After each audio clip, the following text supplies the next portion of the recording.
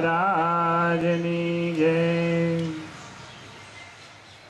वहाला भक्तजनो, आज जूनागढ़ ने आंगणे शाक उत्सव निमित्ते स्वामीनारायण संप्रदाय अंदर सर्वोपरि उत्सव तरीके प्रख्यात थयेलो आजे शाक उत्सव ए निमित्ते अपने सौ अत्यारे अहींया एकत्रित थया छीए।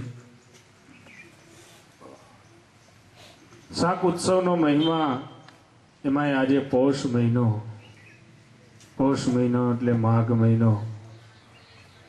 घणा बधा हरिभक्तो अत्यारे कड़कड़ती ठंडीनी अंदर माघ स्नान करता होय छे।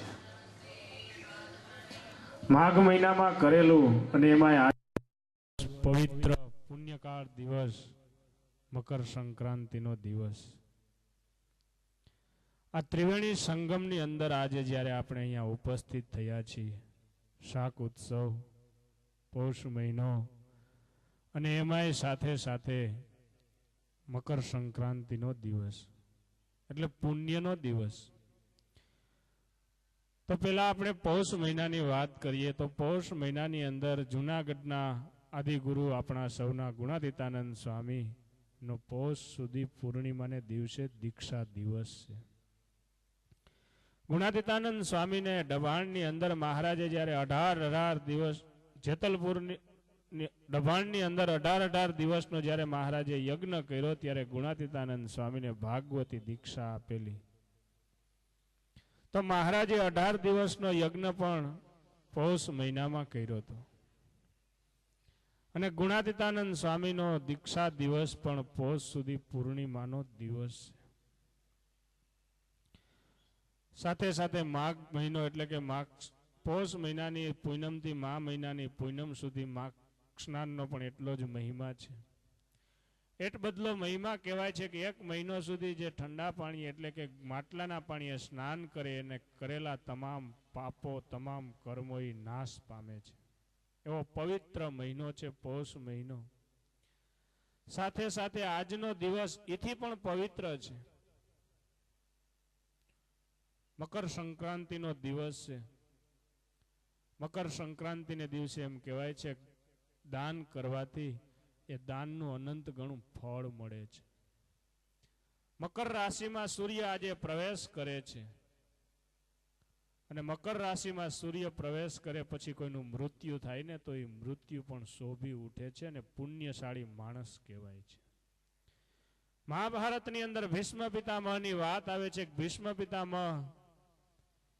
જ્યારે યુદ્ધની અંદર બાણે કરીને વિંધાઈ ગયા, પરંતુ એની પાસે ઈચ્છા વરદાનનું મૃત્યુ હતું, તો એ બાણ સયાની અંદર એમને રહ્યા. પરંતુ જ્યારે મકર રાશિમાં સૂર્ય પ્રવેશ કર્યો ત્યાર પછી એમને મૃત્યુ સ્વીકાર્યું છે. એવો મકર રાશિનો આજે મકર સંક્રાંતિનો પ્રથમ દિવસ છે. એમ કહેવાય છે કે વર્ષો પહેલા મકર સંક્રાંતિ 12 તારીખે થતી. સમય જતા જતા 13, પછી 14 અને આ જ વર્ષે મકર સંક્રાંતિ 15 તારીખે છે. ને મકર સંક્રાંતિ ભારત વર્ષની અંદર તમામ પર્વો છે તિથિ ઉપર આવે છે. એક જ તહેવાર એવો છે કે આ તારીખ ઉપર આવે છે.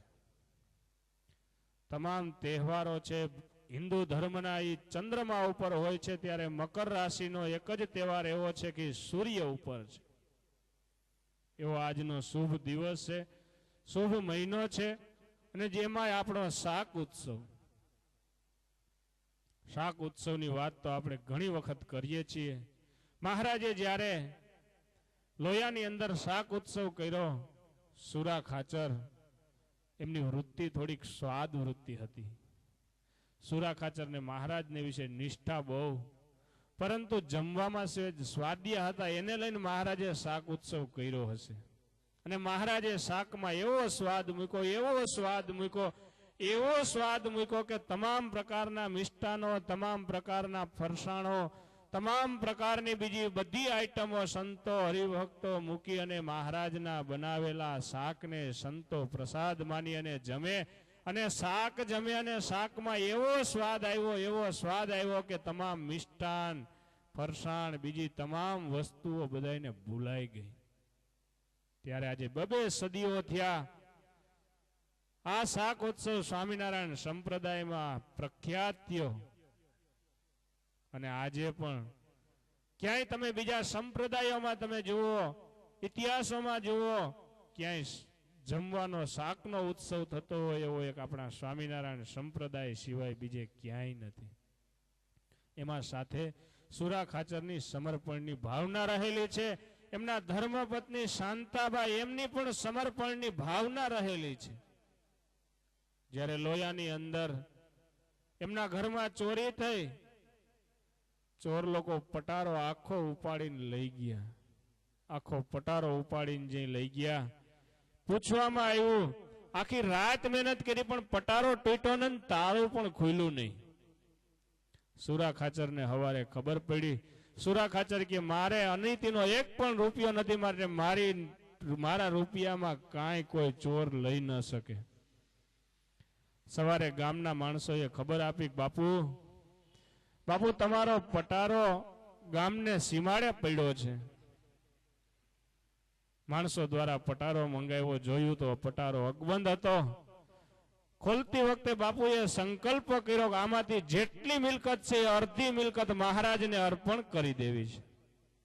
એમના ધર્મપત્ની શાંતાબાઈ એમને વાત કરી કે આવો મને સંકલ્પ થયો. ત્યારે એ પણ એમના ધર્મપત્ની એમનાથી પણ ચડિયાતા હતા. એમને સવાલ કર્યો, ચોર લોકોથી ખુલી ગયો હોત ને ચોર લઈ ગયા હોત તો એમાંથી અડધી મિલકત તમારા માટે રાખત?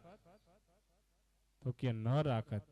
તો કે અડધી નહીં પણ બધી જ મિલકત મહારાજને સમર્પણ કરી દો. પછી મહારાજ પાસે આવ્યા છે ગઢપુરની અંદર, અને ગઢપુરમાં આવી મહારાજને વાત કરી છે.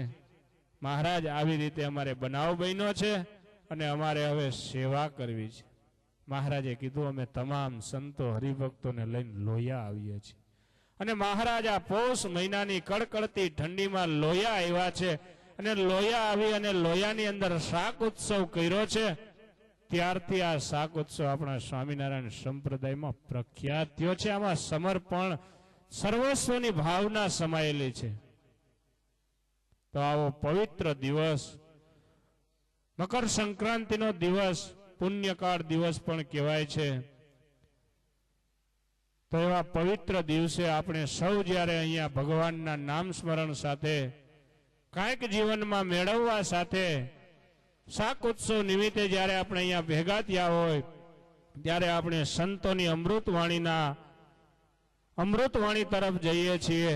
ત્યારે સંતોની અમૃતવાણી છે ને, એ એક એક શબ્દો છે એ આપણે એવા ગ્રહણ કરવા જોઈએ જેમ સ્વાતિ નક્ષત્રના બિંદુ સમુદ્રની અંદર માછલી ગ્રહણ કરે છે. એમ કહેવાય છે કે શ્રદ્ધાએ સહિત એ ગ્રહણ કરે તો એ મોતી લાખ રૂપિયાનું થાય.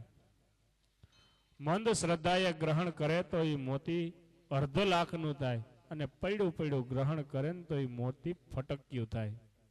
સ્વાતિ નક્ષત્રના બિંદુ તો એ જ હોય છે, પરંતુ એ કેવી રીતે ગ્રહણ કરે છે, એમ સંતોના અમૃત વાણી રૂપી જ્યારે અમૃતનું પાન થતું હોય ત્યારે આપણે એને કેવી રીતે ગ્રહણ કરીએ છીએ.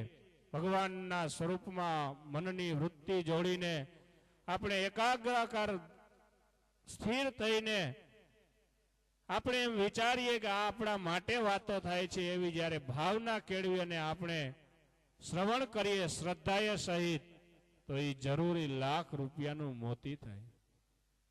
પરંતુ મંદ શ્રદ્ધાએ ગ્રહણ કરીએ તો એ મોતી અર્ધ લાખનું થાય, અને પડ્યું ગ્રહણ કરીએ તો એ મોતી ફટક્યું થાય. એમ જ્યારે આપણે આપણો અમૂલ્ય સમય, કિંમતી સમય મૂકીએ અને આપણે અહીંયા આવ્યા હોય ત્યારે સભાની અંદર જ્યારે બેઠા હોય ત્યારે જે સંતો આપણને વાત કરતા હોય, સંતોનો એક જ ધ્યેય હોય છે, સમય ઉત્સવો કરવા, સભાઓ કરવી કે મોટા સમયાઓ કરવા, એમાં એક જ ધ્યેય હોય છે કે આ જીવાત્માને કોઈ પણ ભોગે આ લોકમાંથી છોડી અને ભગવાનના મનની વૃત્તિ જોડવી, આ લોકના પંચ વિષયમાંથી તોડી અને ભગવાનના પંચ વિષય એમને આપવા એક જ ધ્યેય હોય છે. મહારાજે જ્યારે પંચાળાની અંદર એવો ઉત્સવ કર્યો, મહારાજે એમ કીધું ગામના કોઈ પણ માણસ જમ્યા વગરના ના રહેવા જોઈએ. શેલણ બનાવ્યું, ગામના માણસોને પૂછવામાં આવ્યું, પંચાળાના હરિભક્તોને શું જમવું છે. મહારાજે નક્કી કર્યું કીધું મોહન થાળ ને મોતીએ એવું કરીએ. ત્યારે હરિભક્તોએ, ગામના માણસોએ કીધું કે એમાં અમને ફાવે નહીં, એ હુકડા બુકડામાં ખાવું ના ભાવે. મહારાજ શેલણ કરો ને તો બધાય જમે. શેલણ એટલે અત્યારના તમને બધાને નવીન વાત લાગતી છે, એટલે એ કહી દઉં. ભાત બાફેલો હોય અને એમાં ઘી અને ખાંડ કા ઘી અને ગોળ નાખવું, એને કહેવાય શેલણ. તો મહારાજે શેલણ બનાવ્યું ગામના માણસોના કહેવાથી પંચાળાની અંદર, અને મહારાજે કીધું કોઈ જમ્યા વગર ના રહેવો જોઈએ. ગામને નદીને કિનારે એક વેડવા વાઘરી રહેતો હતો. વેડવા વાઘરી રહેતો તો મહારાજે કીધું કોઈ જમ્યા વગરના નથી ને, ત્યારે કોઈ કે કીધું કે મહારાજ એક વાઘરી સામે કાંઠે રહે છે, મહારાજ કે એને પણ બોલાવીને જમાડો. અને વેડવા વાઘરીને બોલાવીને જમાડ્યો. અને એનો અંતકાળ આવ્યો ત્યારે કીધું છે કે ઓલો શેલણ જમાડનાર મને તેડવા આવ્યો છે અને એ ભગવાનના ધામમાં ગયો છે. આવો આપણો સ્વામિનારાયણ સંપ્રદાયનો ઇતિહાસ બોલે છે. સ્વામિનારાયણ સંપ્રદાયમાં જમાડીને પણ ધામમાં લઈ ગયા હોય એવો ઇતિહાસ બોલે છે. બ્રહ્માનંદ સ્વામી એક વખત ચાલ્યા જતા હતા અને એક નાનો છોકરો એને બ્રહ્માનંદ સ્વામીને પોક આપ્યો. સ્વામીને પોક આપ્યો. સ્વામીએ કીધું કે જા તારું કલ્યાણ થશે. ત્યારે કીધું જા હું તને અંતકાળે તેડવા આવીશ. તો કે મને ખબર કેમ પડે? બ્રહ્માનંદ સ્વામીએ કીધું કે અમારી ફાંદ યાદ રાખજે. બ્રહ્માનંદ સ્વામી એની ફાંદ યાદ રખાવીને એ છોકરાનું કલ્યાણ કરે અને અંત સમયે સ્વામી અને મહારાજ તેડવા આવે. તમે વિચાર તો કરો, આ સંપ્રદાયનો ઇતિહાસ, આ સંપ્રદાયની ગરિમા કેટલો સંતો દાખલો કરે કે કોઈ પણ ભોગે આ જીવાત્માને આ લોકમાંથી તોડી, આ લોકના પંચ વિષયમાંથી તોડી અને ભગવાનના માર્ગે વાળવો, આ એક જ પ્રયાસ હોય છે.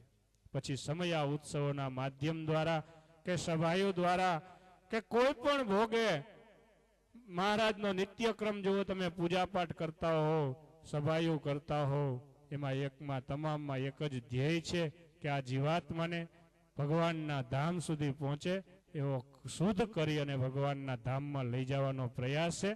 તો અત્યારે આપણે સંતોની અમૃતવાણીનું શ્રવણ કરવું છે, શ્રદ્ધાએ સહિત મન દઈ અને શ્રવણ કરવું છે. તો હું આહુત કરીશ પૂજ્ય શાસ્ત્રી વ્રજવલ્લભદાસજી સ્વામીને કે તેઓ આપણને પોતાની અમૃતવાણીનો લાભ આપશે. તો પૂજ્ય વ્રજવલ્લભ સ્વામી.